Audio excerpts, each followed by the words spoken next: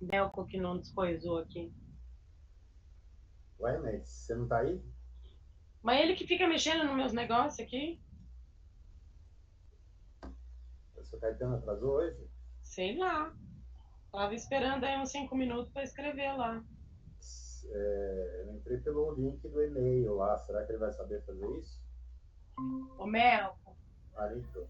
Sim.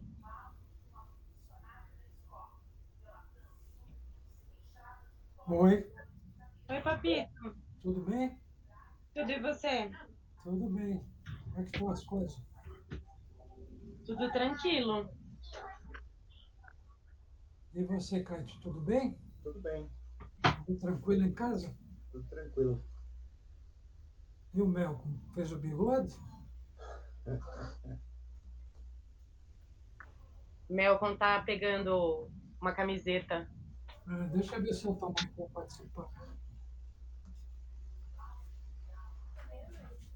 Já estou participando da reunião. Você quer participar?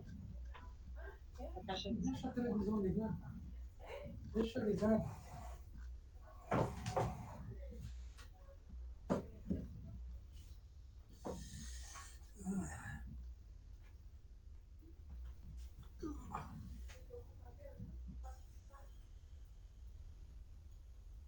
E daí? O que está faltando? Acho que o Marquinhos e o Xande não vão participar, né? O Xande, eu não sei, ele não falou nada, ele não vem? Sei, ele disse que está problema que ele vai participar de um concurso. Hã? Então, tem um livro de 750 páginas para ler. Ixi. Nossa Senhora. Ô, Paulita, Céu. tudo bem, filhota? E os filhotes?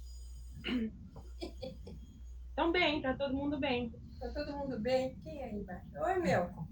E aí, Tudo bem? tudo bem? Tudo jóia. Eu acho que a gente pode começar, né? Podemos? Então, comecem. Aí começa com você, Paula, que a última não participou. Não teve última, né? Faz um tempo. Bom, teve, faz um tempão.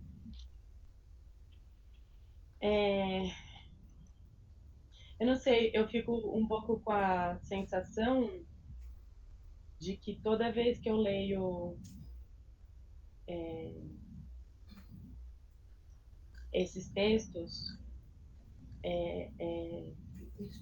cada vez mais eu fico com a imagem do viver o agora e o aqui, assim. Como é que é? Eu fico com a imagem de viver o agora, Viveu agora. o que está acontecendo agora, né? Essa coisa de não estar em passado, em presente, futuro, mas organizar, viver o agora, consciente do que aconteceu, mas valorizando mais o que está acontecendo imediatamente do que o que já foi ou o que se deseja o tempo todo. E o Caíto?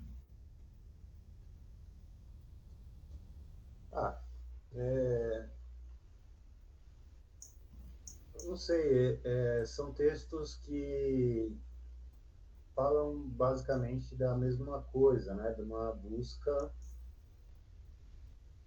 pelo autodomínio, pelo autoconhecimento, enfim, por entender os limites, superar os limites e tal. Né? Isso é ruim? Não, E está valendo a pena ou não? tá valendo a pena. A Paula está pensando se agora vale a pena. Tudo vale a pena, forma não é pequena. Não, o que eu estou pensando é que esse estudo, essa pesquisa, ela tem um significado dependendo do momento da vida que se está falando, né? Então, eu acho que de dentro do que eu estou vivendo nesse momento, esse aprendizado está tomando um rumo diferente do que tomaria se eu fosse mais velha ou mais nova. O que é óbvio, né? Mas eu não sei, eu fico pensando muito sobre esse autoconhecimento, assim, o que de fato significa isso para a humanidade, sei lá, né? O que significa isso para mim, o que é chegar nesse autoconhecimento, o que que é me conhecer ou conhecer os meus limites com mais clareza. E aí eu tenho percebido que em algumas situações saber desse limite me segura para não fazer, para não explodir, mas ao mesmo tempo me causa angústia porque eu não explodi, mas aquilo ficou preso, entendeu? Não é um autoconhecimento, acho que, não sei nem se é suficiente, mas é um autoconhecimento que me ajude agora a deslocar o sentimento, entendeu? Ele me faz não ser explosiva, mas não me faz não transformar isso com facilidade. Acho que a transformação disso está bem custosa. Você tem alguma coisa para falar? Não tenho nada para falar, não. Ele vai falar, socorro Deus, olha com quem eu casei. Tô conhecendo a Paula agora. Ai, mentiroso. O que você achou do que a Paula falou, Caíto? Eu acho que faz sentido o que ela falou, mas eu acho que assim, o autoconhecimento ele te liberta dos seus limites, né? No sentido de que, em que ao conhecê-los, você não fica preocupado em estar aquém ou além deles, né? Então, assim, é uma libertação no sentido de que você sabe o que você é capaz e você sabe o que você não é capaz. Então, quando você faz tudo que está dentro da sua capacidade, você fica tranquilo com isso. Você sabe o que você não conseguiria fazer. Tipo, um problema que não é seu, é um problema de outra pessoa que você quer resolver. Você não pode resolver o problema de ninguém, você só pode resolver o seu. Então, esse autoconhecimento te dá essa tranquilidade de falar, bom, eu fiz o possível até aqui, que era o meu limite. Ou seja, até onde eu consigo ajudar outra pessoa. Então, eu consigo ajudar até aqui. Daqui para frente, é ela que tem que se ajudar. E eu acho que é o contrário, né? Então, assim, o autoconhecimento, ele é libertador nesse sentido. Não uma maneira de manter aprisionado um sentimento ou uma vontade. Porque esse sentimento e essa vontade, você acaba elaborando a partir desse conhecimento de onde é o meu limite, né? É aquela frase do Confúcio lá, né? Se um problema tem solução, não tem por que eu me preocupar com ele. Se um problema não tem solução, me preocupar com ele não vai resolvê-lo. Então é exatamente isso, assim, a medida em que a gente, é a medida da nossa ação. Eu acho que essa questão de ter uma coisa, uma vontade ou um sentimento que acaba ficando preso, não está ligado ao autoconhecimento, está ligado à falta de autoconhecimento, que é exatamente a É gente... isso que eu ia falar, né? Autoconhecimento zero da minha parte. Não zero, -1 às vezes. Mas é aquela coisa de eu sei o que está dentro da minha capacidade e eu estou tranquilo com isso, entendeu? Eu entendo assim. O que eu entendi é o seguinte, Paulo, você, em vez de você estar trabalhando o autoconhecimento, você está trabalhando o autocontrole, que é diferente. Você não está procurando se conhecer, você não está procurando conhecer a causa do problema, mas você está procurando, e de uma certa forma está conseguindo, se controlar, que é bem diferente do que o autoconhecimento é aquilo que o Caíto falou, o autoconhecimento é a libertação. Você não pode resolver um problema e ficar preso a ele. Como você falou agora. Eu resolvo, mas eu fico puta que eu quero dar uma resposta, quero... Então, isso, na verdade, não é o autoconhecimento. Não é o autoconhecimento. Não sei se ficou claro. O que foi? Ficou claro, é isso. Talvez essas situações específicas ainda precisem ser trabalhadas de outro lugar para eu conseguir ter um autoconhecimento e não esse autocontrole. Né? Eu não sei, eu fico pensando, essa coisa de estar tranquilo com o que é a minha capacidade me parece contra o que a gente leu no texto de hoje, né? Do vendedor. Qual é o Dizendo que texto? Qual é o texto? ele vai, então, que ele não é um grão de areia, ele é uma montanha. Então,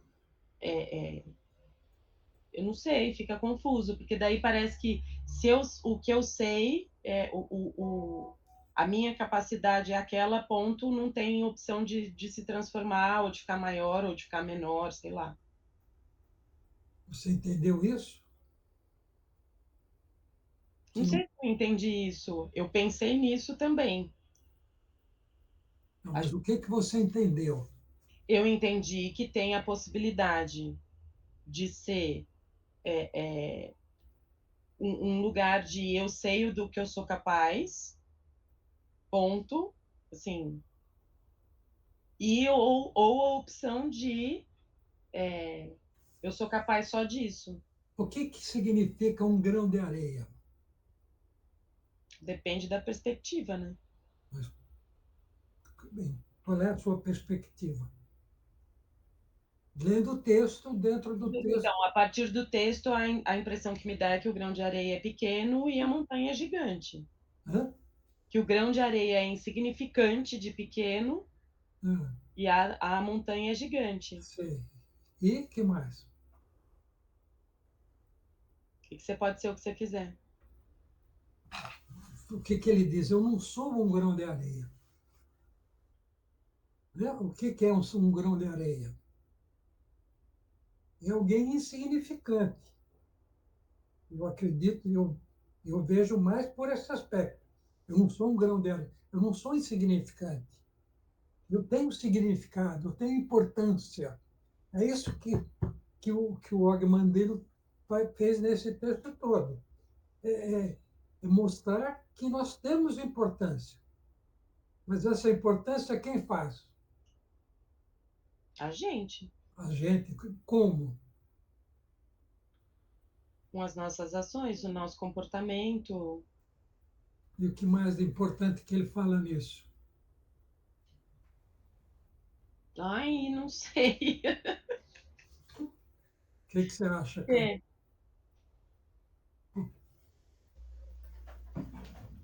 Ele coloca que ele é um milagre da natureza, né? Ele é um ser único. Eu acho que essa questão de ele ser um ser único é o cerne aí. Ele não é insignificante porque ele é único. É o que a Paula falou, o grão de areia depende da perspectiva, né? Se a gente tiver no observador, não é observador, Microscópio. Hã? Microscópio. Se você olhar no microscópio, tem uma coisa que é menor do que um grão de areia, né? Então, é isso, assim, é tudo relativo a que ponto de vista você está adotando. Então, eu acho que é isso, assim, a não insignificância não está exatamente relacionada ao teu tamanho, enquanto pessoa, ou enquanto status, ou etc. Eu acho que está relacionada a essa perspectiva. Então, você pode criar uma perspectiva, sei lá, com os deuses, então eu sou insignificante perante os deuses, ou você pode criar uma perspectiva em relação à natureza e às outras pessoas, e você não ser insignificante porque você é único. O que você acha, Mel? Você é um grão de areia ou é uma montanha? Eu não sou um grão de areia, não. Não sei se É eu chego uma, a montanha. é uma pedra no sapato, É, No caminho. ou uma pedra no caminho. pedra E no o caminho. que isso tudo diz para você? Eu não li nem esse texto dessa semana retrasada aí, né? Que é o contra o 7, né? Que é, que é o que está acontecendo hoje, né? O que foi isso? Não sei. Passou um drone fotografando aqui. Um barulho estranho. Mas eu não sei, não sei o que achar ainda, seu Gaetano. Eu, com relação a isso tudo que eu tô ouvindo de vocês, né? Esses trechos do texto da obra, não sou insignificante, isso é certeza. O, um processo que a gente faz no teatro, o Caíto passou por isso, é a pergunta. Em vez de nós respondermos, nós temos que fazer a pergunta. E o que eu estou sentindo, tanto nesse grupo como no outro, é que vocês estão preocupados em responder e não em perguntar. O Caíto colocou agora, ele disse, eu sou um milagre da natureza. Qual é a pergunta?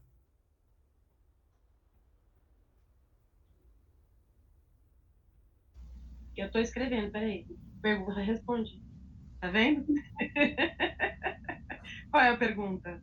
É a resposta. É essa sede de. Eu sou um milagre da natureza. Essa é a frase. Tá. Não é isso? É que ele coloca. Qual é a pergunta? Qual é o significado de eu? O que é natureza? O que é milagre? Exatamente. Você vê quanta coisa nós temos que perguntar. Porque quem está falando isso é o Og Mandino. Eu não sou o Og Mandino, vocês não são ele. Nós não estamos vivendo aqui naquele contexto. Mas natureza e milagre é alguma coisa que faz parte do nosso cotidiano, que interfere na nossa vida. Então, o que é natureza? O que é milagre? O que é natureza? É tudo? Tudo é nada. Natureza é tudo que existe de uma forma aparentemente não organizada, mas que tem um sentido de existência. Tem vida própria. Não sei se tem vida própria, mas tem um sentido de existência, querendo dizer com sentido de existência, uma continuidade, uma linha de sucessão. Qual é a diferença entre sentido de existência e vida própria? Então, a montanha não tem vida própria. A montanha ela é composta não só por rocha e água e minerais, mas pelos seres que habitam a montanha, né? Então tem planta e tem animais. A montanha em si não tem vida própria, mas ela carrega a vida com ela. E a vida própria dela não é isso, não é a junção disso tudo. Não porque se tiver um terremoto, a montanha deixa de existir, pode deixar de existir, né? Se tiver um desabamento, a montanha se transforma. E esse tipo de acontecimento não é um acontecimento que os seres vivos provocam. É um acontecimento que está dentro desse sentido da vida, dessa linha de sucessão de acontecimentos que vão se acumulando e se transformando na história da montanha. Então, eu acredito bom, deixa eu falar primeiro. O que você achou disso, Paulo? Eu acabei de falar pro meu que eu não estou entendendo. Ela tá enrolando aí, né? Eu não estou enrolando, Caíto. Não, eu tô enrolando. Não, você não está enrolando. A sensação que me dá, eu vou ser muito honesta, é que eu estou conversando com gente que eu não tenho gabarito para conversar. Mas que gabarito? Esse intelectual aí de É o vocês. metro, minha filha. Não adianta você querer usar o metro do outro. Uhum. Mas eu não tenho como O argumentar. metro é importante, tão importante como o de todo mundo. Sim, mas eu não estou dizendo que não seja. O que eu estou dizendo é que eu não me sinto com repertório para responder essa pergunta. Mas as crianças não te perguntam por que o céu é azul? Por que a água é molhada? Então, mas essas coisas dá para responder. É a mesma coisa. Mas se você não sabe, o que você vai fazer? Você vai procurar saber. Essa é a nossa. O Então, nosso. mas aí essa procura é uma coisa que eu tenho me questionado muito sobre isso, porque é isso, né? Você não sabe, você vai buscar. Uma das formas de busca mais primitiva do ser humano, nem acho que é primitiva a palavra, mas é, é a gente perguntar para quem a gente acha que sabe. Né? Esse é o movimento das crianças, por exemplo. Se pegar em culturas diferentes, elas ficam atrás dos adultos para tentar entender o que elas não estão entendendo. E você acha que a gente tinha que ter o mesmo procedimento que as crianças? Então, mas aí se eu, é por isso que eu estou falando, porque eu, nesse momento, estou tentando entender o que vocês estão falando, e se eu fizer uma pergunta, você vai mandar eu pesquisar, entendeu? E a minha pesquisa nesse momento é a pergunta. As minhas perguntas são muito simples. Veja bem, Então, elas são simples nossos para você encontros. que tem 80 anos, pai. Hã? Elas são simples para você que tem 80 anos. Eu falo isso nas reuniões da escola todos os anos e a cada ano eu falo mais e eu acho isso desesperador, que é as coisas não são óbvias. Veja, porque você vai aprendendo durante o. Sim, mas o que eu estou dizendo é isso, assim, para você a pergunta pode parecer simples, porque para você essas coisas já estão construídas. Quando a gente considera uma pergunta simples, a gente considera que qualquer pessoa pode entender o que ela quer dizer. Mas se a gente partir do pressuposto que as coisas não são óbvias, a sua pergunta para mim pode ser simples, para o Malcolm pode ser super sofisticada. Entendeu? É desse lugar que eu tô pensando assim. Tá chamando o Melco de burro? Não. É porque ele tá do lado e eu sempre faço isso só entre os adultos quando eu tô com as crianças, então é esse lugar assim de tentar entender. Eu como professora tenho um comportamento que na minha casa não funciona tanto quanto eu gostaria. Então na escola quando as crianças me perguntam alguma coisa e eu respondo com outra pergunta sempre, o que é difícil porque eles são pequenos, né? Porque a gente adulto não aguenta uma pergunta ser respondida com outra pergunta. O comportamento das crianças é um comportamento investigativo. Eles ainda conseguem ir atrás de alguma maneira de chegar nessa resposta.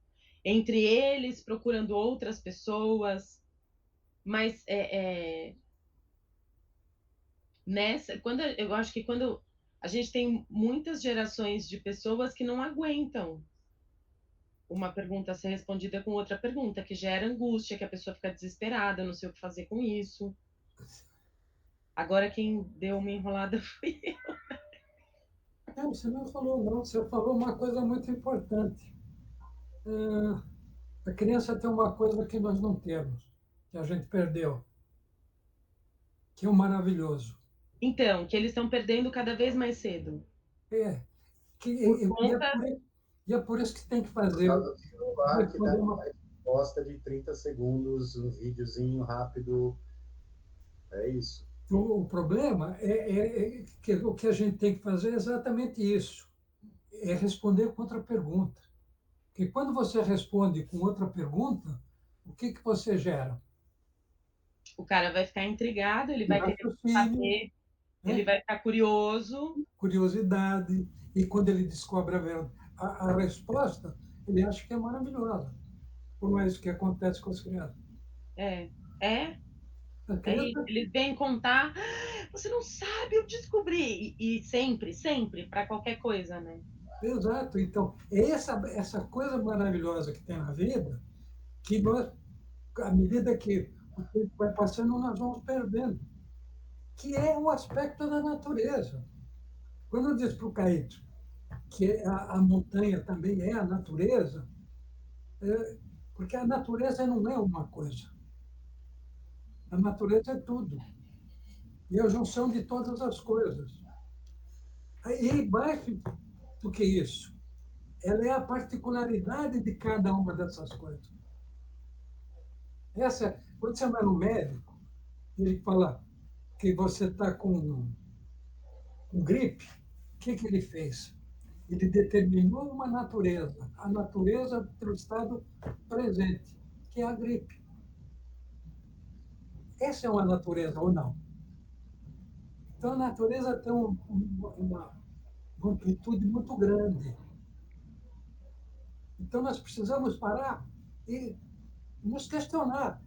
Está respondido isso sobre a natureza? Não, Não, exatamente. É isso que tem que existir. Porque a hora que respondeu, acabou maravilhoso, acabou milagre. Porque é uma resposta que convém até um certo limite. Então, o que é a natureza? Porque para você pergunta o que é a natureza para muita gente. A natureza é o mato, é o pessoal que mora na fazenda, não sei o quê. Mas não é isso. A natureza é tudo, ou não? eu acho. Eu tenho uma borboleta aqui que está enchendo meu saco, a minha natureza. Veja, e eu tenho um caminhão. A borboleta é um ser da natureza. E eu tenho um caminhão. É, outra pergunta intrigante aí é milagre. Eu sou um milagre da natureza. E quando coloca esse milagre da natureza, tudo que eu falei vai por água abaixo, não vai?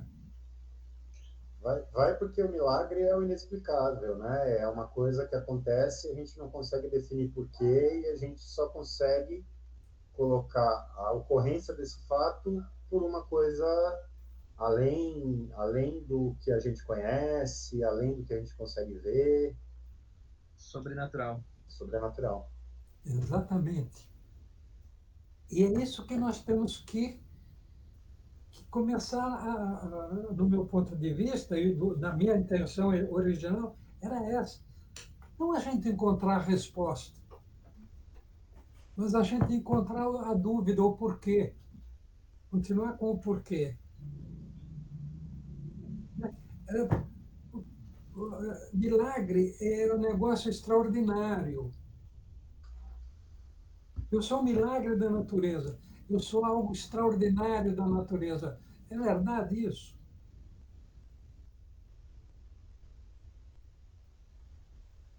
Para quem?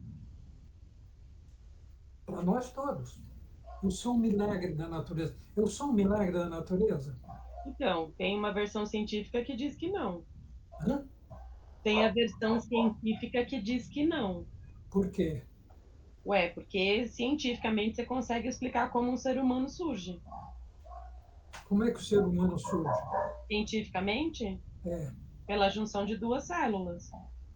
E como é que essas células surgem? Função dos Se tem duas células, vai juntar. E como é que essas células surgem? Dentro do corpo humano. Elas se encontram por um encontro. Tá muito Aí você não está falando da natureza, você está falando da concepção do ser humano. A A natureza é mais ampla. Então, natureza é mais amplo, mas do jeito que ele coloca, ele está se colocando no centro. Eu entendi ele se colocando no centro.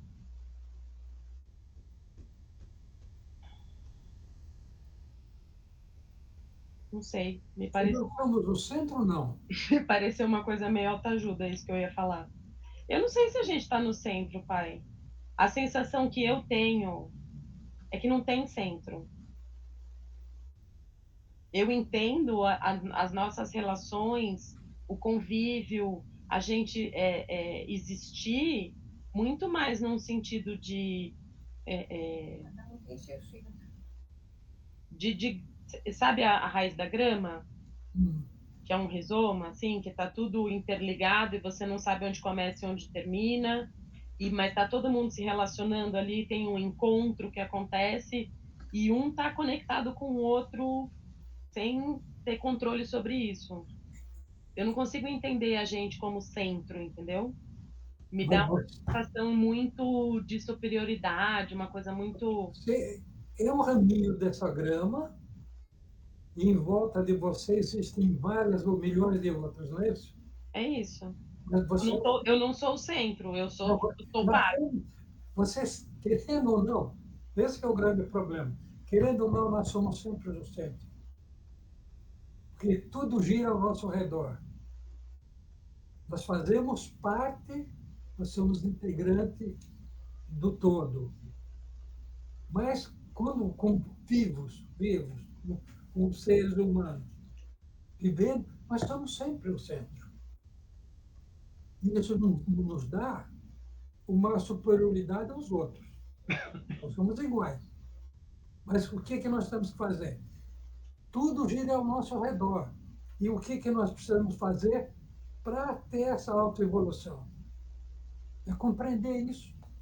Eu lembrei agora de um filme com a Paula falando isso, aquele filme do Jim Carrey, Todd Truman, que tudo gira ao redor do cara e aí uma hora ele percebe isso. Ele percebe que tal, sempre no mesmo horário é o cara, mesmo cara que dá bom dia e não sei o que e tal, e ele vai percebendo que tudo gira ao redor dele e aí ele percebe que isso é uma farsa. Tenta sair desse mundo fictício, né? E, na verdade, eu acho que tem a ver com esse negócio que você está falando, de que a nossa própria vida, né, gira ao nosso redor mesmo. Porque dentro da sua cabeça tem, assim, o personagem principal, que é uma vozinha que fica falando lá o que você tem que fazer. Vozes da sua cabeça, Vozes da não, sua Caí. cabeça. Tem uma não, né? Vozes da sua cabeça que ficam te falando o que você tem que fazer, o que é importante, o que não sei o quê. Mas eu acho que o autoconhecimento é exatamente o show de Truman, assim, é você perceber que isso é uma ilusão e extrapolar isso, né? Perceber o quanto desse eucentrismo de que tudo gira em volta do seu umbigo não é real, assim. Você parece ser o personagem principal e todo mundo parece ser coadjuvante. Na verdade, você faz parte do coro, assim. Você está falando junto com outras vozes lá para criar uma voz maior. Então, mas eu acho que eu entendo isso que o papai está dizendo, no sentido de que a gente só tem essa perspectiva. Então, depende, é isso que eu estou dizendo. Você tem essa perspectiva, se você continuar dentro do mundo fictício de que você é o personagem principal da existência. E você não é? Não. Por quê? Como eu falei, você faz parte do coro. Você faz parte do todo, mas naquele. Coro. Veja, Coro grego. Do todo, do coro, do todo. Porque, na verdade, assim, segundo o budismo, segundo o hinduísmo, não existe a individualidade. Existe o todo. É o que você está falando. Nós fazemos parte de um todo. Mas existe um momento em que você é o centro. A tua vida, tudo gira em torno de você.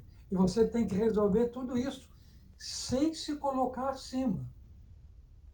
Esse é que é o grande problema. Porque nós nos consideramos o centro e nós nos consideramos superiores. E não é isso, nós não somos superiores, nós somos iguais. Mas naquele momento, as coisas estão. O que está acontecendo nesse momento? Quem é o centro? Das vozes da minha cabeça sou eu. Não, da nossa reunião. Então, aqui não, eu acho que não tem um centro, né? Tem. O centro é o texto, e a Mas gente quem que está você está orbitando olhando? o texto. O centro é quem está falando? O centro é quem está falando. Então, por isso que eu falei que é a perspectiva única. É Porque, perfeito. apesar de você saber que a sua perspectiva não é a verdadeira, a verdade absoluta, Isso, não é que não é verdadeira, ela não é verdade absoluta. ela não é a verdade absoluta, ela é uma verdade. Ela é uma verdade. E, E aí, tem vida, existe. E essa verdade, muitas vezes, é estúpida, é ignorante, que é a maior parte da humanidade. E nós fazemos parte dessa maior parte. Ou não? sim. E o que nós estamos fazendo aqui? Procurar fugir disso. Então, você sabe que esses dias a gente estava. A gente estava. A gente estava indo para Sorocaba semana passada e eu vi um acidente na estrada, né? E aí eu fiquei pensando, foi com um motoqueiro, como os motoqueiros são pessoas que, apesar de não se conhecerem, eles se reconhecem como categoria e aconteceu um caiu para todo mundo que passar por ali vai parar, todos os outros motoqueiros, para ajudar ou para defender de alguma injustiça, de alguma forma. E eu sinto que que essas mesmas pessoas que são unidas pela categoria, digamos assim, pela categoria somos todos motoqueiros, não se comportam da mesma maneira quando estão em outras categorias da vida da pessoa. Quando elas estão em outras circunstâncias. O Exatamente. motoqueiro sozinho é um animal. Não, se ele está em grupo ali com outros motoqueiros, eles são solidários entre eles. O resto não existe. Mas essa pessoa que consegue ser solidária ali com seus semelhantes, ela não consegue ser solidária em outras situações com outras pessoas, sei lá. Por quê? Por que ela não é solidária? Essa é a nossa questão. É fazer a pergunta. Se fala, elas não são solidárias. Por quê? Não, o que eu fiquei pensando não é nem por que eles não são solidários com outras pessoas, é porque as pessoas não são assim, essa intensidade de sentimento de grupo em muitas situações. Eu dei o exemplo do motoqueiro, mas assim, a minha pergunta não é ou ele Eu não entendi. ter, mas por que Por a que nós não humanidade não somos, é assim? por que nós não somos motoqueiro a vida inteira? Todo mundo, O tempo Todo todo. mundo é. todo mundo o tempo inteiro, porque assim, a Perfeito. falta de empatia está destruindo o mundo, né? A obsessão, e aí a classificação, o jeito que as coisas estão acontecendo, as coisas que são disseminadas como conhecimento ou como não conhecimento ou como desafio, como as pessoas estão perdidas num lugar que aí eu lembro daquele filme do Matrix que tem uma hora que ele entra num lugar que só tem luz branca, o lugar inteiro.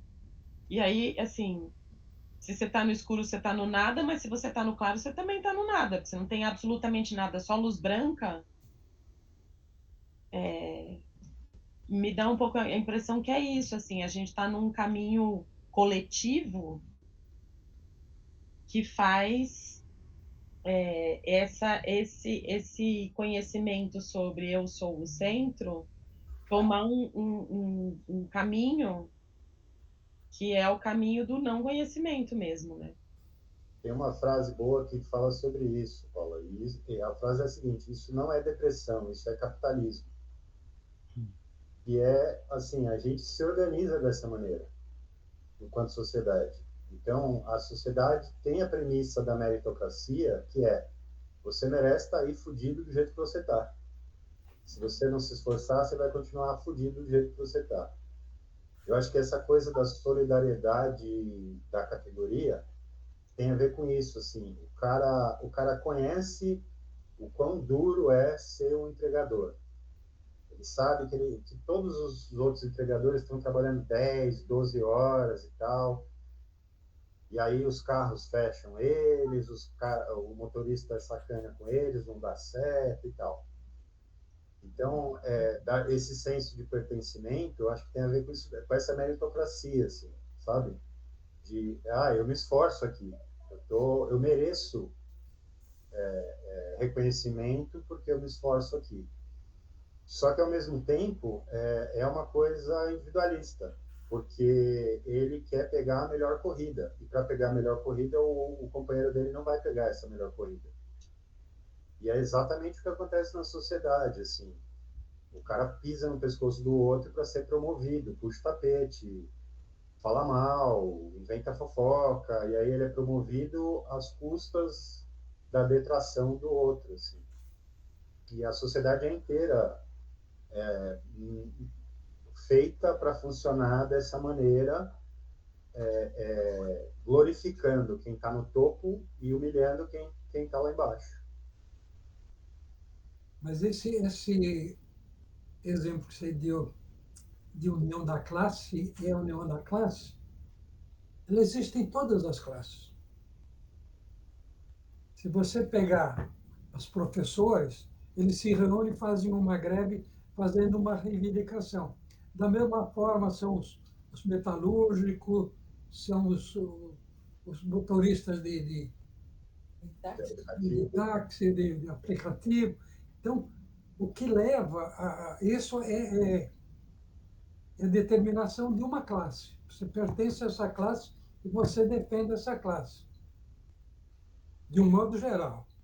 É lógico que existem as exceções, mas o importante é exatamente esse, é o questionamento. Por quê? Por que que a sociedade como um todo não é sempre classe, uma classe só? A Da sociedade classe do humano, né? é a classe do ser humano. Porque você vê, na Índia, existem Castas. As castas. não entendi. As castas. As castas. Castas. E a gente fala, oh, mas que coisa atrasada. Não é lá que existe, aqui também existe. Isso é exemplo de casta. Só que lá é social, vem de cima para baixo, então é um negócio opressivo, não sei o quê. Mas existe em todo lugar.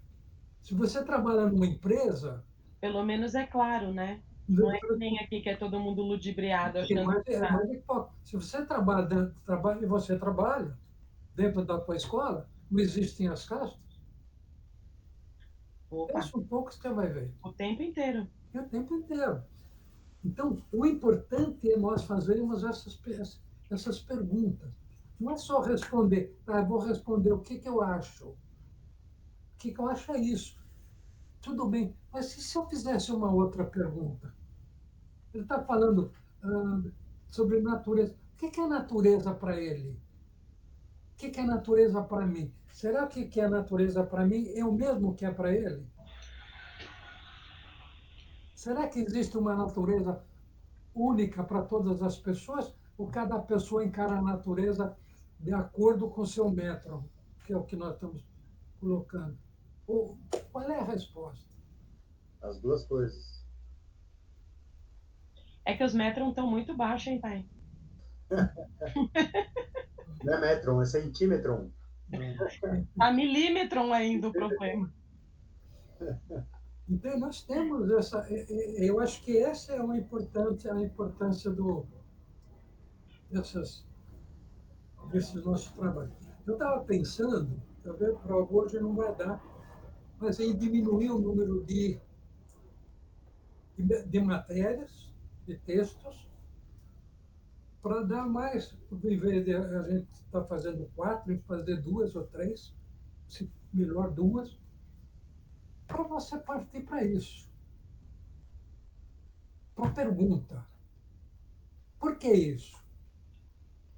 Não só responder, porque o que você colocou, e o outro grupo também colocou, fica uma coisa que parece individual. E na verdade, acaba se tornando individual. Eu acho isso, por isso, por isso, por isso. Tudo bem, mas vamos além disso.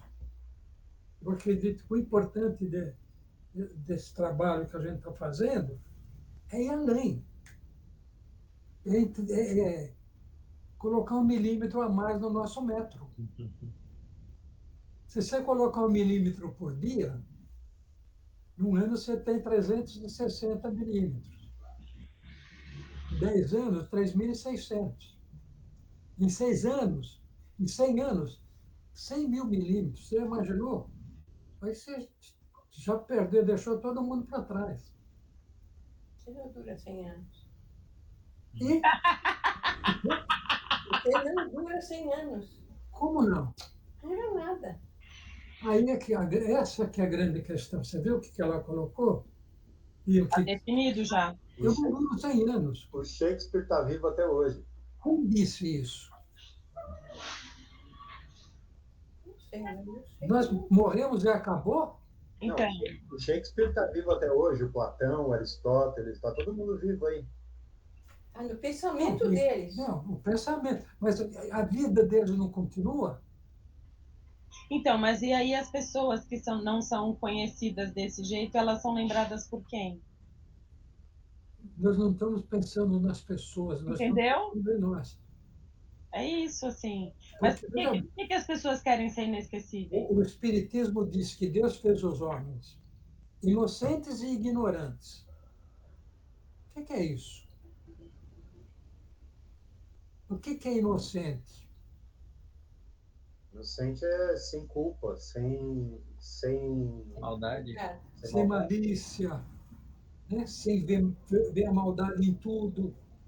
Quem colocou que nós vemos maldade em tudo, quem foi? O Deus? Quem? Hã? As pessoas que pregam o Deus. Foi o Adão que foi lá comer a Os hebraicos, porque que a nossa origem, se você for na Índia, se você for na China, se você for no Tibete, é outra coisa. Mas a nossa origem é o seguinte: isso é pecado. Deus vai te castigar. Será que Deus castiga? Será que existe Deus? Que Deus existe? Um Deus vingativo? Um Deus que dá prioridade para um povo? Qual é o povo de Deus? São os judeus, eles se consideram. E agora o pessoal da igreja daquele cara lá, como é o nome dele? Edir Macedo? Do Edir Macedo, eles são o povo de Deus. Mas toda religião faz isso, né? Qualquer religião faz isso. toda Mas, religião. vamos dizer assim, que trouxe, porque o Edir Macedo traz isso, porque a igreja dele trabalha tudo com a tradição judaica, a tradição hebraica.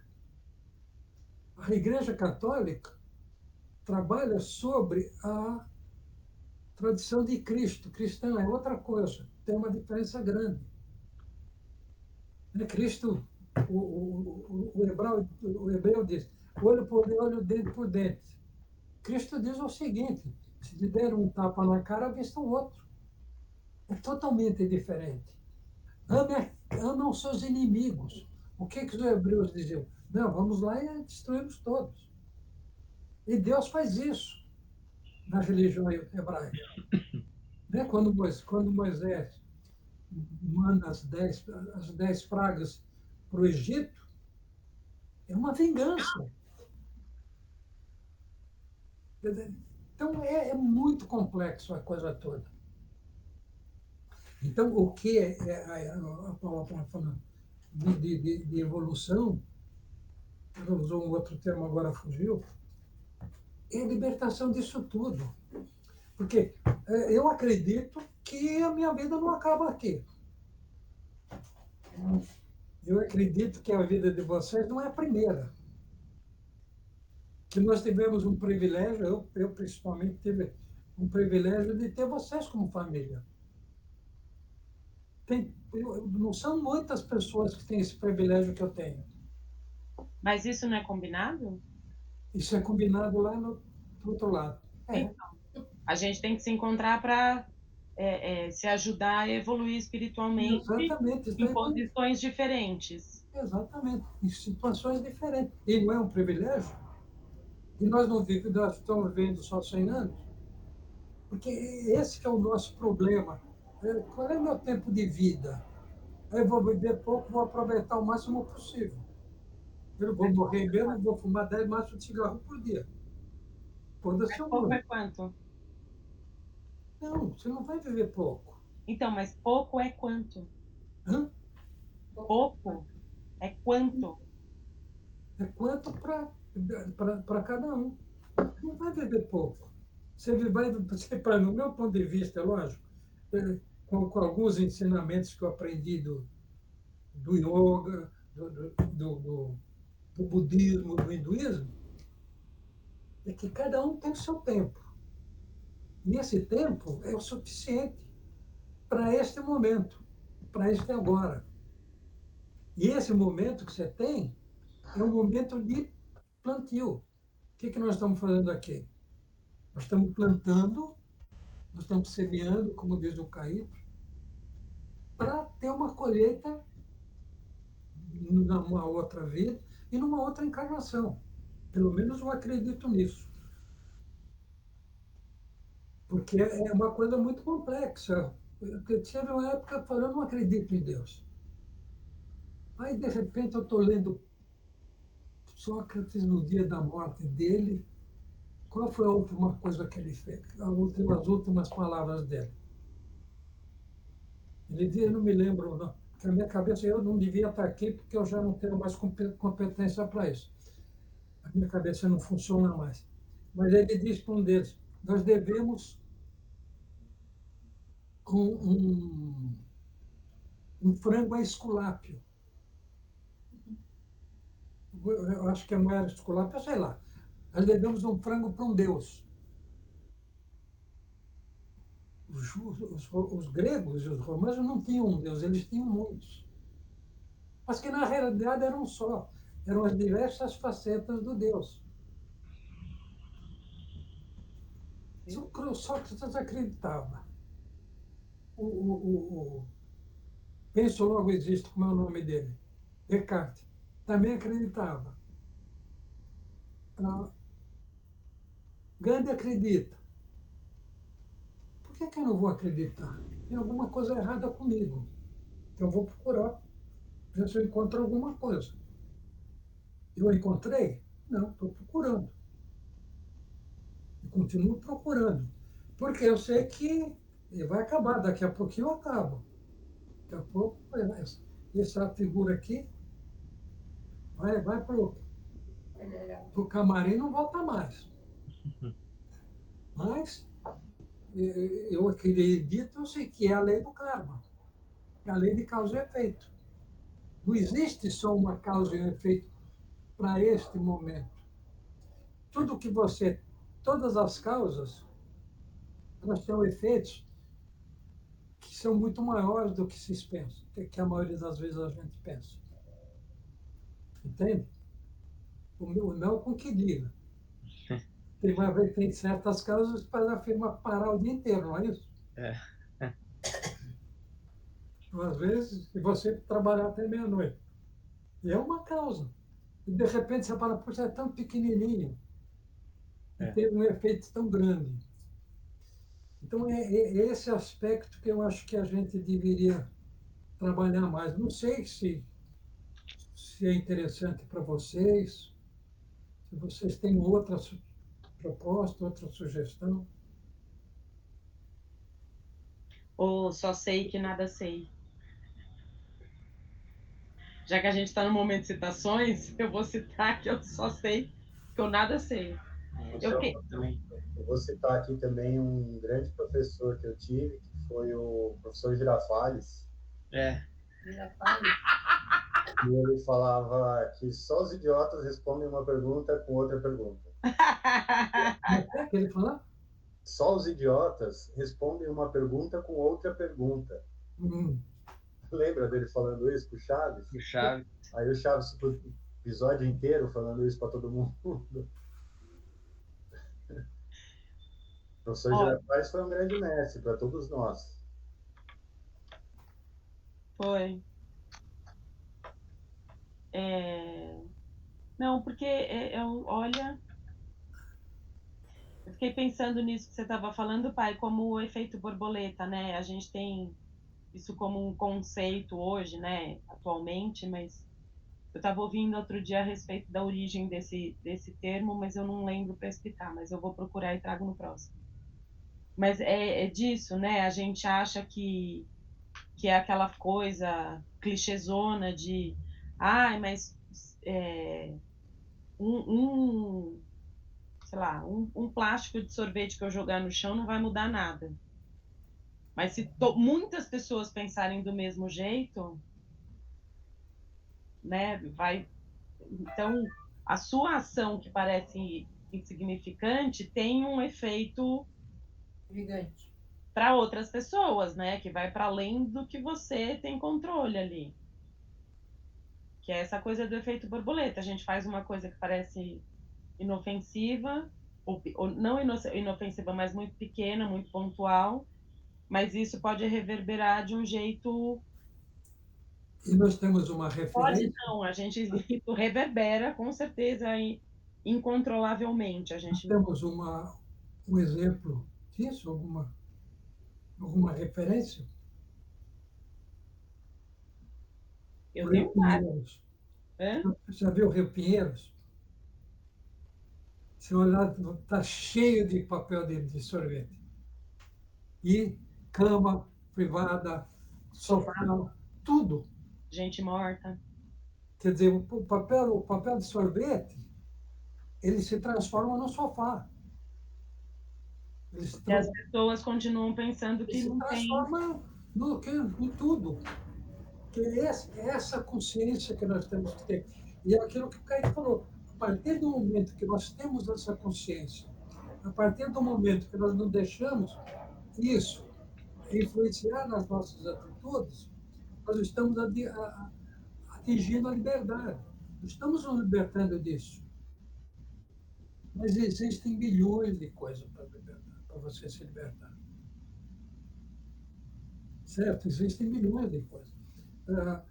O Caio falou da montanha, do que ela é constituída, e eu me lembrei do exercício da escada. Eu não sei se eu contei para vocês como é que eu desenvolvi o exercício da escada. Cheguei a falar? Eu não sei. Não sei. Lembra, Caio? Não lembro de você ter contado. Eu estava fazendo uma oficina lá em Santo André. Tá. Então, eu descia do trem, tinha a Avenida Portugal, que é uma ladeira assim, que tem essa aqui que vocês sobem para lá, como é que é? Purpurina. Não, lá pior, aquela grandona lá que vai para casa do Caio. Alberto Seabra? São Walter. São Walter. Era assim. Eu subia a pé até lá em cima. E eu tenho uma aula, eu falei, o que eu vou fazer de diferente hoje? Acho que eu não sei, eu não podia estar aqui, eu já esqueci, eu estava com o nome dele na cabeça, já fugiu. É um filósofo inglês que tem um livro chamado O Conhecimento. Bertrand Russell. E ele fala, quando nós olhamos uma montanha ao longe, o que nós enxergamos? O que eu estava vendo? Eu estava vendo a escola lá em cima, era um porrão. Quando você já viu uma montanha de longe, vocês que vão para Campos de Jordão toda hora, vocês veem essa montanha longe, não é? Quando você vai se aproximando, ela vai criando os contornos dela. partir do momento que você começa a subir a montanha, aí é infinito. Você tem a vegetação, você tem os minerais, você tem os animais, as borboletas, o que existir de animal, Água. Tem água. você tem a água correndo. Então, é a mesma montanha? É. Só que você tem uma concepção totalmente diferente. Porque o que você está vendo? Você está vendo um pedacinho da montanha, porque ela tem todo o entorno e é muito grande. E quando eu cheguei no alto do morro, eu olhei para cima. E Santo André, naquela época, perto de 40 anos, isso não é o que é hoje. Você olhava no céu e via esses céus que o Melco mostra para a gente. Extremamente forrado de estrelas. Quando você chegou no alto da montanha, você conhecia a montanha? Não. E quando você olha para cima, o que você conhece? Menos ainda. Então, é aquilo que você falou, sei que nada sei. Mas o exercício da escada é para você saber um degrau, um andar, é o começo. Se você vai subir um prédio de 20 andares, se você observar, sentir, perceber cada andar, quando chegar lá em cima, você tem o conhecimento de 20 andares. Se você não prestar atenção, se você não observar, se você não sentir, nunca você terá. Não, eu tenho conhecimento da escada. É o exercício da escada. Mas ele veio dessa ideia do Bertrand Russell, de você olhar a montanha ao longe. E o conhecimento, ele diz a mesma coisa. O conhecimento é como uma montanha ao longe. À medida que você vai se aproximando, ele vai se ampliando. E tudo, eu acredito que tudo na vida é assim. Tudo na vida é assim. Só que a nossa vista está Viciada. fugiu a palavra. To- Perturbada. não é perturbada. Ela está sempre embaçada. E que a gente olha e não enxerga, porque está embaçada a vista.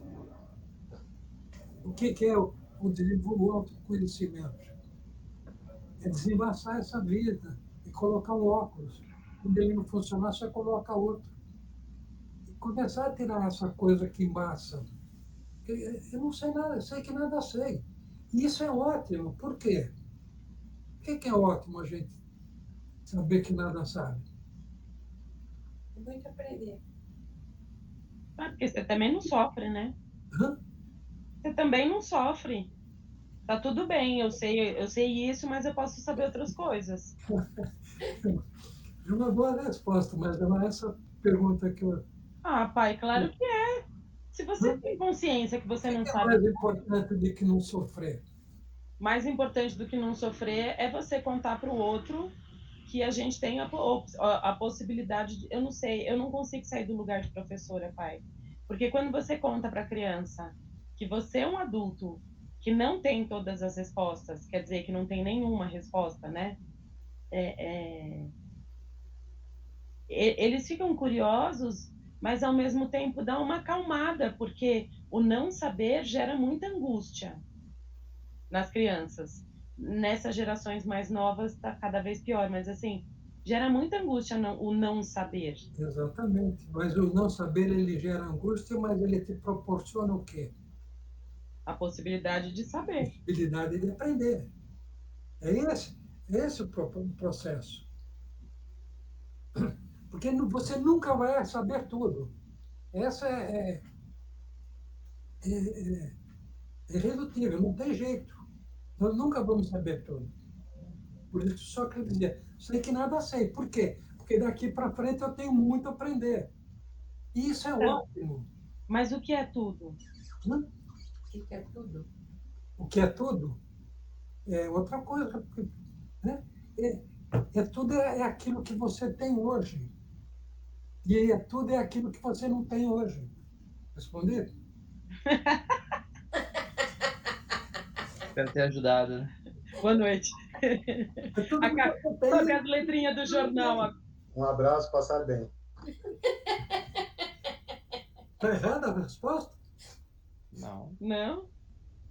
Porque é isso, né? O que é tudo? É tudo que você tem. E é tudo aquilo que você não tem. Tudo não tem limite. Graças a Deus. Tem limite sim, Caetano. Não tem. Chega um ponto que acaba. Aí começa de novo. Ah, mas aí Nada acabou. Nada acabou. Acabou. Porque tudo, quando você acha que acabou, ele começa de novo.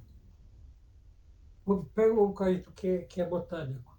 Quando uma árvore apodrece, Não sou botânico. ela acabou? A árvore pode ter acabado, mas a matéria da árvore continua ali um bom tempo, né? A essência da árvore continua, não continua? Porque ela pode voltar a viver de novo? Daqui? Ela vive de outra forma. Na verdade, quando uma árvore apodrece, outras árvores vão surgir no lugar dela, né? Então, Ela porque dá espaço, ela dá uma, espaço para outra coisa. quando acaba de uma forma, ele adquire outra forma. É isso. Quando você queima um pedaço de madeira, ele acabou? A madeira acabou, mas a matéria da madeira se A transformou. essência da madeira continua. Esse que é o processo de evolução. E você chegar e falar, até aqui eu cheguei. Daqui para lá tem tudo para eu aprender. O que eu aprendi é perdido? Não. Tudo aquilo que nós aprendemos e tudo aquilo que nós não aprendemos não é perdido. Porque ele vai fazer parte do teu repertório. É a lei do karma. Chegou no momento, você vai prestar conta. E essa prestação de conta pode ter um preço para você pagar ou pode ter os frutos para você recolher. E tudo na vida é assim.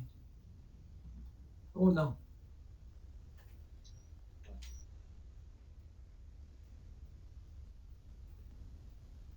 Ou não. Ou não? Ou não, porque. Caetano Veloso? Eu tô muito citadora hoje.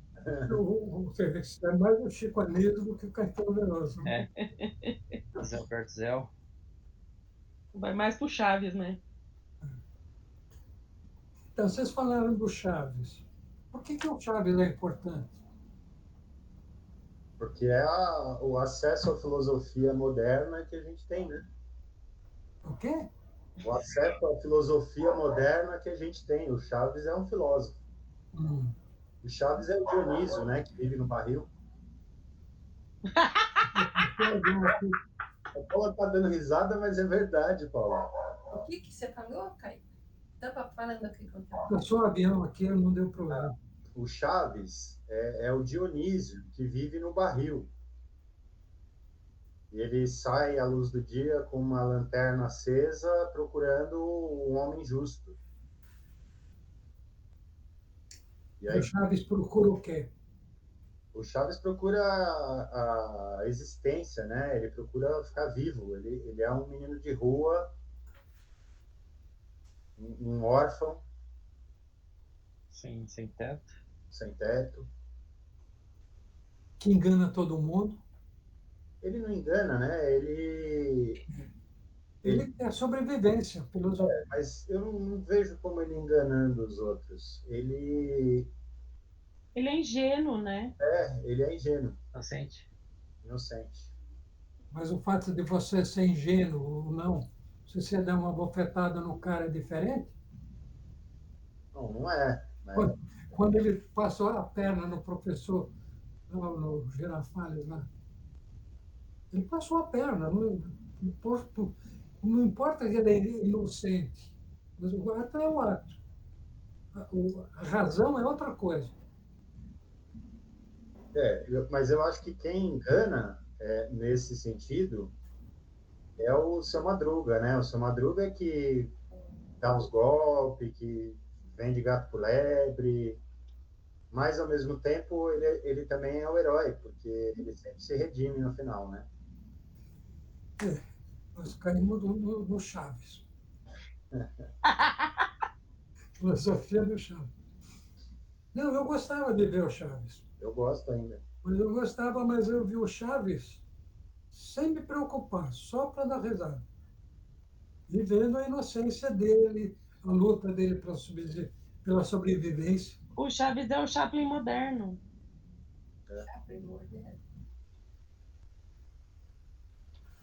Eu não sei, tem aspectos que ele supera o Chaplin. Por isso que é moderno, porque Tem aspectos que ele supera. E tem, vamos dizer assim, artisticamente ele está muito longe. Artisticamente. sim, Né? Em termos de de qualidade. filosofia, em termos de qualidade, mas Eu acho que o Chaves tem uma qualidade excelente perto de da maioria das produções modernas infanto-juvenis. Assim. então, porque o Chaves, ele é uma cópia do Cantinflas. Vocês não conheceram o Cantinflas? Alguém viu a Volta ao Mundo em 80 Dias? Não. Ele trabalha nesse filme. Mas o Cantinflas é o Chaves. Esse Chaves que a gente tem não é criação dele, é do Cantinflas. Se vocês procurarem o filme do Cantinflas, vocês vão achar isso. Entende? Mas muito bom. Deixamos Chaplin, Cantinflas e Chaves. Você vê, tudo começa com C. Eu também, Caetano. Carlos Magno. A pretensão dele. Nós estamos no grupo, nós estamos no grupo. Bom, que horas são? Eu não sei, Maria. Vocês têm alguma sugestão mais? Eu estava pensando, fica muito chato pegar as perguntas que eu fiz e estar rebatendo, né? Não sei se vocês, o que vocês acharam? Eu acho, vou pedagogizar, tá? Eu acho que as perguntas são uma orientação para a discussão. Hum, Então, elas não são para serem respondidas, mas para trazer luz para uns pontos que você gostaria que a gente falasse sobre. hum. E você acha que é melhor responder, debater as perguntas do que fazer o que nós fizemos hoje? Não, não. Eu acho que o que a gente fez hoje, a gente consegue fazer porque a gente pensou nas respostas, em possibilidades de respostas para as perguntas, e isso orienta a discussão. Eu não acho que as perguntas, que a gente tem que discutir pergunta por pergunta. Eu acho que ela orienta a nossa discussão. Exatamente. Elas vão trazer o material para discussão. É isso. Eu acho que, para mim, está tudo bem. O que eu acho importante é não a pergunta em si, mas o que a pergunta ocasiona. Que perguntas ela te leva a fazer. Porque a maioria das vezes, eu mesmo, a vida toda, eu nunca respondi, nunca me preocupava em saber o porquê, em fazer pergunta em cima da pergunta. A minha educação, eu quando estudei, era pior do que vocês, né? Porque o professor jogava o giz e jogava o apagador na cabeça da gente. Eu só jogo o sapato. Mas era terrível, você decorava. Eu fui o melhor aluno do curso. Já é bom ator desde sempre, decora os textos. Eu fui o melhor aluno do curso do curso de admissão, que antigamente o que você faz hoje, o cursinho, chamava de admissão. Eu fui o melhor aluno do curso da matéria de História. Por quê? porque a professora fazia as perguntas e eu decorava a pergunta e a resposta. Falava tudo junto, o pessoal achava que eu era maravilhoso. Então éramos todos burros. O professor é mais burro que você, porque você ainda percebeu, né? Mas eu só decorava, não tinha nada de meu naquilo. Porque quando você decora alguma coisa, não tem nada teu.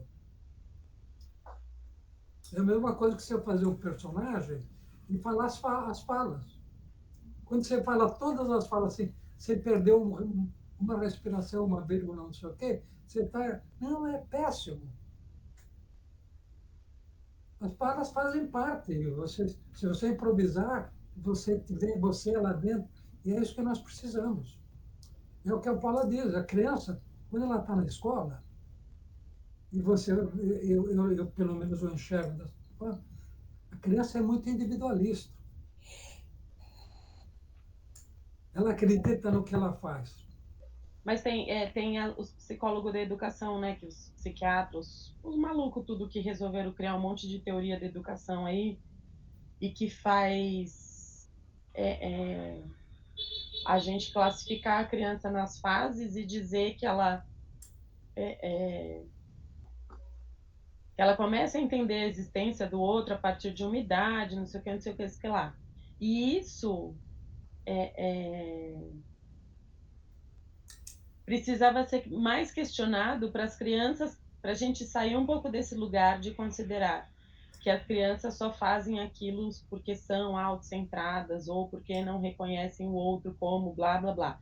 Sempre vem a partir de uma formação moral mesmo. E se a gente conseguir olhar para isso não como uma formação moral, mas como essa curiosidade do mundo, né?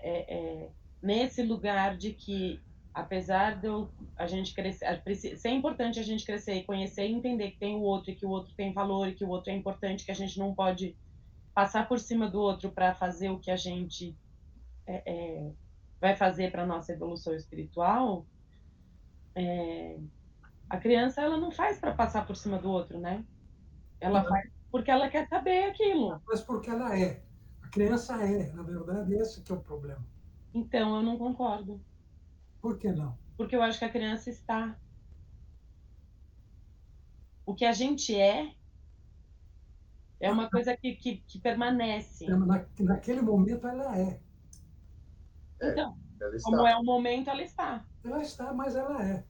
Mas a criança também ela tem um senso de cooperatividade que é absolutamente incrível, né? Por isso que eu estou dizendo que eu não concordo com essas teorias Quando autossustentadas. quando eu digo que a criança é, quero dizer que ela não sofre a influência que nós sofremos do outro. Ela não sofre a influência que nós sofremos no meio. Ela é mais autêntica, ela é mais verdadeira. E a criança está, só a criança. Nós não estamos o tempo todo. Mas eu acho que a Paula quis dizer nesse sentido que é menos cristalizado, né? A gente é mais cristalizado.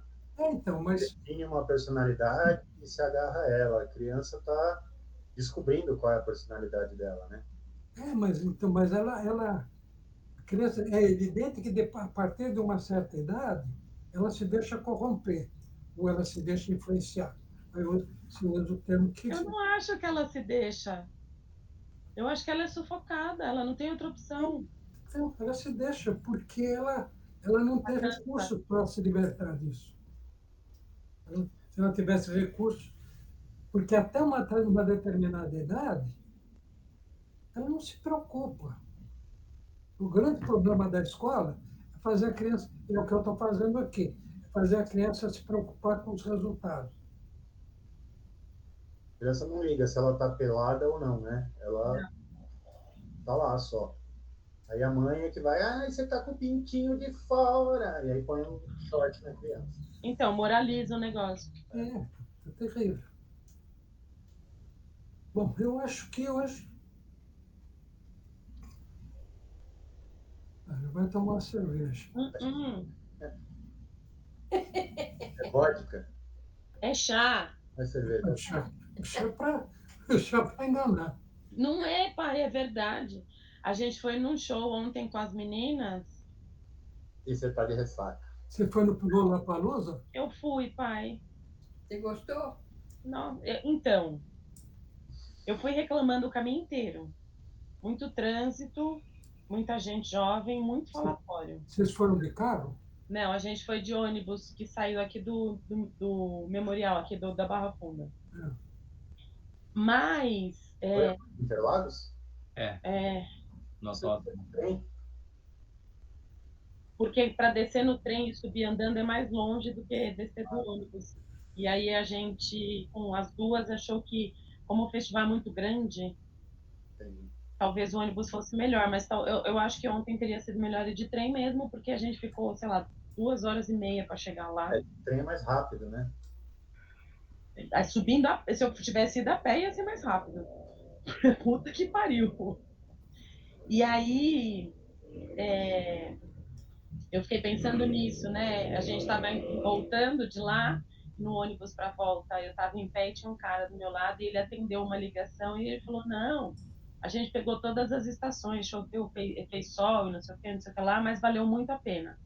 E aí eu fiquei pensando, né? O que é valer a pena ir num negócio desse que aparentemente. Eu confesso que há 20 anos eu não falaria isso jamais, mas que aparentemente é um convite para tortura. Porque vai ser um trânsito do inferno, vai estar cheio de gente que vai te atropelar e você não vai ver, você vai pisar na lama, sujar o tênis, você vai cair na rua e machucar a perna, vai acontecer coisas que você fala, mano, será mesmo que eu preciso ir? E aí eu fiquei pensando nisso, né? Porque essa semana eu falei para as meninas, eu falei, por que vocês não convidam o titio para ir com vocês e com o papai no show? Aí a Maria virou para mim e falou assim, porque todos os shows que você quis que a gente fosse, a gente foi com você e eu quero que você vá nesse com a gente. Tá vendo? Fez as meninas aguentar Arnaldo Antunes, aí aguenta agora. Lei de causa e efeito. Então, É, karma. mas olha só, então, a lei da causa e do efeito, o karma, e que daí quando eu cheguei lá e eu vi como a Maria estava deslumbrada com aquilo que estava acontecendo, valeu qualquer 5 horas de ônibus. Ai, eu vou chorar. Porque é muito louco ver alguém te reproduzindo, né? Porque foi isso que eu vi. Ela num show do jeito que eu fico em show. E depois outra coisa, né? O importante é o que os filhos sentem. Não, foi muito surreal ver ela feliz, cantando, chorando, tudo ao mesmo tempo, Vivendo a experiência, né? vivendo a experiência da música. Tudo bem, é uma música boa? Podemos discordar de opinião. Eu não acho, mas elas gostam. Mas é isso, né? Só essa coisa de viver a situação, de estar lá, de ver a pessoa de verdade na sua frente, tudo misturado. E aí na volta eu vi o cara falar isso. E aí a gente olhando para as duas dormindo entre dois bancos, assim, sentadas, aqueles bancos que ficam em cima do pneu que tem o vão no meio. E aí elas se mexeram iguaizinhas, igual quando elas eram bem pequenininhas. Aí eu falei, meu, eu corri para isso. Vivi até hoje para viver isso. Valeu a pena, não valeu? Tudo, as 20 horas, o tombo no meio da rua, Exatamente. a perna. Quando a gente faz alguma coisa que os filhos têm prazer, têm felicidade, o resto não vale nada. É isso que vale. Pelo menos é o que você está fazendo. Você mostrou agora chorando. Ah, foi sensacional, né? Foi, sem dúvida. E a gente, com vocês aconteceram alguns momentos, mas foram muito poucos. Ai, Porque eu não tinha tempo, não tinha paciência para cuidar de vocês como deveria cuidar. então, mas aí a gente volta lá na história de que é o que a gente é capaz para aquele momento, com o método que a gente tem. A É Aline, isso. a Aline pediu desculpa de não ter participado hoje, mandou beijos para todo mundo e tal. Nasceu a filha da irmã dela, a Helena, na segunda-feira. Que bonitinha, parabéns, manda um monte de beijo. Ah, Que fofa. Eu acho Helena um nome lindo. É lindo mesmo. Muito bom. E o que você achou, Mel? Você falou tanto, deixa a gente falar um pouco. Vocês falam muito, eu não consigo nem falar. A barba dele ficou até branca, ó. Ó, esse aqui é o tempo, né, que tingiu de prata. Começou com as filosofias de boteco de Sorocaba, né? Platinado, ó. Vou chegar, se tudo der certo, vou chegar nesse tom do seu Caetano aí. Você não respondeu nada. É lógico, conversando aqui, né? Ele responde de acordo com o método dele. Exatamente. O método dele é em inglês. É aquele que você aperta o botão, ele faz a medida. Já viu esse método? Já. A laser. É a laser. E como é que está a meditação? Vocês têm feito, têm pensado? Eu só fiz as vezes que a gente fez aqui. Tem o quê? Eu só fiz aqui quando a gente estava nas reuniões. Aumenta o volume, né? Eu acho que tá, aí tá baixo, né, secretário? Precisa aumentar aí na caixinha o seu volume? Não, eu vou fechar essa porta aqui. Porque aqui é rota de avião, cada 2 minutos passa um.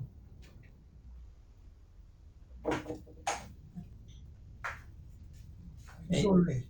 E precisa ver se a caixinha não tá com volume muito baixo, né? A caixinha de som. Não, tá bom, o som tá bom aí. Quando passa o avião aqui, Ah, também eu não escuto, porque eu tô surdo de um lado, do meu ouvido, tô totalmente surdo. E o esquerdo, ele deixou e ele imita.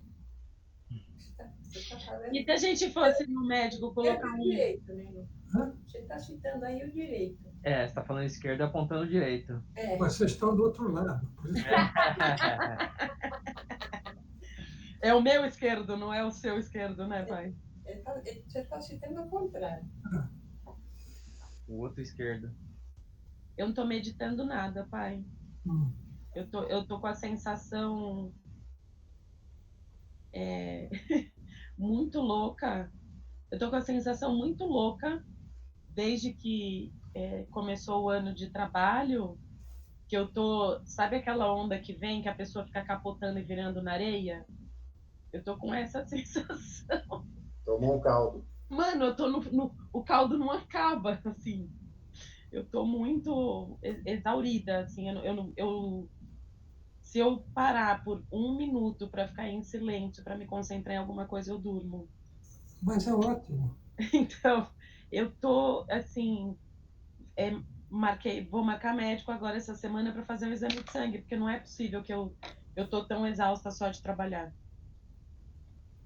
Hum. Eu tô caindo, mas eu caí no meio da rua ontem, pai. Como caiu? Ah, caiu porque Eu escorreguei, escorregou, né? tava Tava chovendo. chovendo. Você escorregou, tem alguma coisa que você não caiu por uma deficiência de saúde. Não. Depois mocoronguice mesmo. Caiu porque é mocoronga. Falta de olhar para onde eu tava pisando. Caí, tomei um rola. Não, mas eu acho que a meditação é bom por isso. Porque a meditação, você não vai se preocupar com nada. Então, Um minuto, deixa o tempo passar, só isso. Então, é o que acontece. Eu fecho o olho para fazer isso e durmo. Eu não estou conseguindo meditar. Normalmente você deve demorar uns 2 minutos para dormir. Ou mais. Então, eu não sei, pai. Eu acho que não. Nas últimas semanas, assim, não. Eu tenho deitado e apagado, porque eu não sei. Eu sei que essa coisa de noite não dormida você não recupera, né? Nunca mais. A semana passada eu fui para o acampamento e óbvio que não dormi, né? Com um monte de criança que não é minha. E aí eu voltei exausta, assim, fisicamente exausta, cansaço físico, não emocional. Brincadeira. E aí, eu não tô conseguindo me recuperar. E ontem eu fui no show, hoje eu acordei e falei, Melcom, acho que eu nunca mais vou levantar da cama. Eu não tenho energia para mover um músculo. A exaustão de você estar fazendo tanta coisa, é isso. Então, mas aí falta vitamina, falta exercício físico, aí é o quê? As perguntas que não param de chegar. Eu acho que tem a ver com o exercício físico mesmo, porque o lance da exaustão, de realizar tarefas repetitivas do dia a dia e tal, é porque esse cansaço não libera a endorfina, né, que o exercício físico libera. A endorfina te relaxa, no fim das contas. Então, aquele cansaço do exercício vai te relaxar, ao contrário desse cansaço, dessa exaustão das tarefas intermináveis. Essa semana eu fiz uma meditação na terça-feira à noite para dormir, porque eu tinha que trabalhar na quarta-feira e na terça-feira eu sofri um ataque soviético das mamangavas lá no Meu condomínio. Deus, A gente brincava com mamangava, né, quando a gente era criança, até pegava a mãe, hoje. dava chinelada. Eu nunca tinha tomado uma picada de mamangava. Aí eu tomei Eu nem sabia que elas ficavam. e ela tem um ferrão que ela não perde o ferrão. Então ela pode te picar várias e várias vezes. Tá que pariu. E é uma dor intensa que dá até uma ânsia de vômito, assim. E aí eu tomei uma no tornozelo que ficou inchado. E eu não estava conseguindo pisar direito no chão. Aí eu fiz uma meditação curativa, né? Direcionada para o tornozelo e funcionou. Na quarta-feira eu acordei, estava com dor ainda, mas não estava mais inchado, consegui trabalhar. Aí na quarta estava doendo pra caramba ainda, fiz outra meditação para dormir, funcionou pra caramba. Foi uma meditação mais para me desligar da dor, assim, e conseguir dormir. Então, mas é isso, a meditação tem uma série de fatores importantes que a gente faz. Porque o que os budistas dizem, que a meditação você tem que não pensar em nada. Isso é algumas áreas, algumas escolas budistas que dizem isso. O Buda nunca disse isso. Que a gente nunca vai conseguir não pensar em nada, sempre vai ter alguma coisa. Mas você vai pensar em coisas suaves, você vai pensar em paz, vai pensar em amor, e vai sentir isso. Esse é o problema, que é a importância da meditação. Vocês querem fazer os 5 minutos? Pode ser. Alguém tem música aí? Se a Paula dormiu, o Mel quando é o cutucão, né? Não, hoje eu acordei 1 hora da tarde, então Você eu, acordou, com certeza? eu falei pro Levantou. Mel, eu tô deformada, Melcom, mas tá feio o negócio, pai. Tô achando mais fácil ir no centro espírita pedir um passe. Então, tá bom. Vocês vão pôr a música? A gente põe a música. 5 minutos. Aqui, Acabou a música, a gente vai embora. peraí. Tudo bem?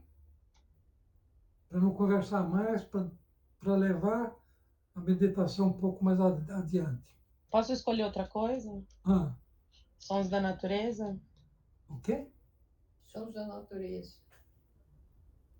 O que vocês quiserem. Porque a música, para mim, é só no começo, depois eu não ouço mais. Não vai? Já tá indo. Só esperar.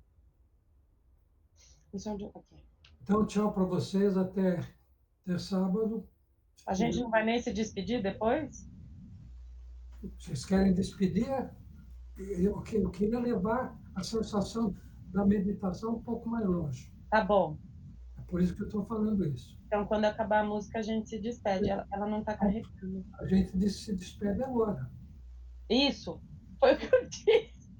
Não, não foi o que eu disse. Você Foi disse. o que eu pensei. Eu disse ao contrário. Então, beijos para todos. Até sábado. Beijo pra Então, um beijo para todo mundo. Um beijo nas crianças. tá? E a gente se fala. Tchau.